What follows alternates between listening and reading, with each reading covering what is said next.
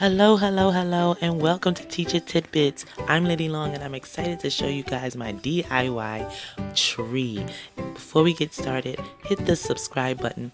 Make sure that you give this video a thumbs up, and be sure to hit the bell icon so you always get notified when we post. Let's get started.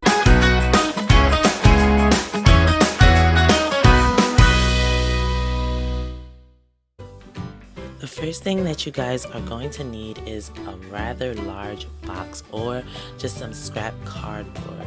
I have here this large box that I've kind of cut open so it lays flat, and I'm using different size boxes. I've gone ahead and had the hubby draw out an outline for the tree trunk and base, and I have smaller boxes where he drew out some branches, and he just used a pencil and went ahead and drew them out for me on the inside of the boxes.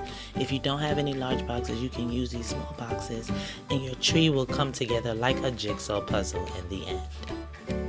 Next, I've used a black crayon to kind of outline the entire tree, and then I laid it out flat so all the children can have a chance to participate. And this was one large coloring project that they loved. I really like doing projects that the children can really be hands-on and really make it their own. Next, we're going to work on the leaves, and for this project I'm using coffee filters. You're going to need a marker and just make a leaf cutout, and so I've used extra pieces of cardboard so it can be pretty sturdy, and I've kind of roughly drawn out some cutouts. I just kind of freehanded. Forgive me, you guys, I do not consider myself an artist, but this is what I came up with.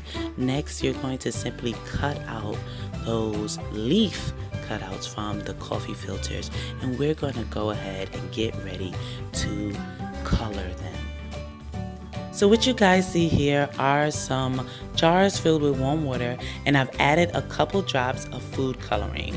I provided my girls with some droplets so that they can put the water directly onto the leaves. And prior to, I did add droplets of food coloring directly onto the coffee filters just because I wanted to make sure that the colors really shone through, and I am loving the effect.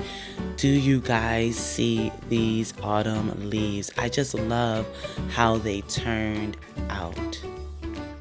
As the girls decorate the leaves, you can see my 18-month-old learning the proper way to use the droplet, but it's working on their color recognition as well as fine motor skills.